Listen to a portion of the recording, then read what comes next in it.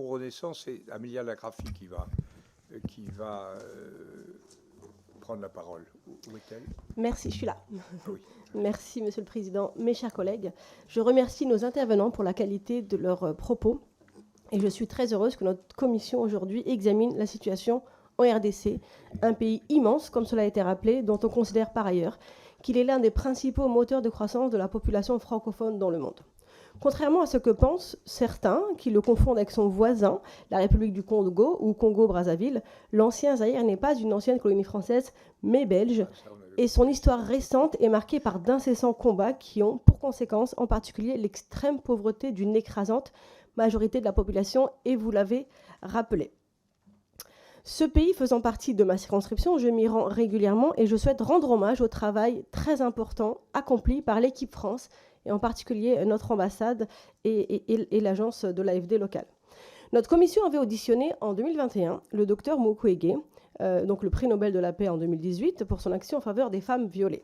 Car dans son pays, comme ailleurs, hélas, souvent les femmes, le corps des femmes, paye le prix fort des conflits du fait de l'utilisation du viol comme arme de guerre. Monsieur Mukwege a été, et comme vous l'avez rappelé, candidat malheureux de cette élection qui a reconduit Monsieur Tshisekedi. Ma question est donc triple. Tout d'abord, vous semble-t-il que la situation des femmes se soit améliorée dans la région de l'Est de la RDC, toujours marquée par les combats? Y a-t-il une prise de conscience? Ce sujet de la violence contre les femmes, tout particulièrement dans un contexte de conflit, vous semble-t-il aujourd'hui porté politiquement par le président Tshisekedi? Et enfin, comment, ou plutôt est-ce que la France pourrait accompagner la RDC, mais aussi d'autres pays, dans ce combat-là? Je vous remercie. Moi, je vais prolonger la question, Madame Lacrafy. Quelle est l'ampleur des violences? On a quand même l'impression que sur une dizaine d'années, on a des massacres, notamment de femmes, mais pas seulement, mais notamment de femmes, dans des proportions énormes, qui a de plusieurs centaines de milliers de personnes à l'est du Congo. Est-ce que vous corroborez ces chiffres? Est-ce que vous corroborez ce niveau de violence? Je crois que je ne contredis pas ta question, Amélia. Voilà, messieurs, je ne sais pas si le représentant du Quai d'Orsay a envie de répondre en premier. Non, très rapidement sur le constat, malheureusement, on le partage. Hein, la situation reste dramatique. On ne peut pas dire qu'il y ait une évolution favorable de la situation, et la reprise des conflits, la reprise des combats depuis 2022 est venue empirer la situation.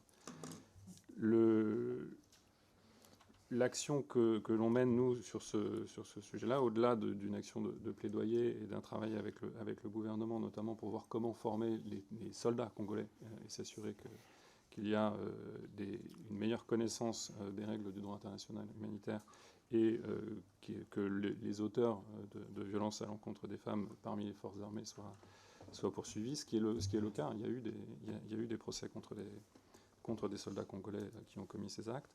Mais notre action, elle s'attache surtout à soutenir l'activité du docteur Mukwege. On a apporté un soutien de plus de 10 millions d'euros depuis plusieurs années maintenant à son hôpital, et on va poursuivre cette action.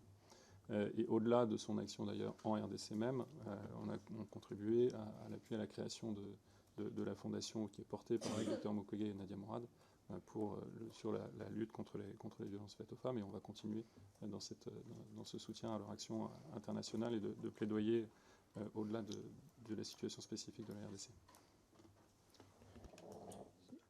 Vous ne voulez pas préciser les choses sur les plans statistiques, ce que j'ai évoqué?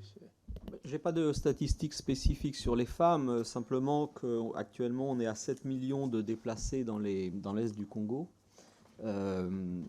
Et en effet, il y a une situation, comme toujours dans les cas de conflits fossilisés, vous avez une situation de violence qui est due aux groupes armés, qui est due aux militaires, etc., mais qui est aussi une violence des rapports sociaux très forte, et où grosso modo la violence est devenue la norme des rapports sociaux, une façon d'interagir et de régler différents conflits. Donc même au-delà même si le conflit s'arrêtait, si je puis dire, il y a des racines sociales très profondes à cette violence, et c'est ça qui est le plus préoccupant. Merci.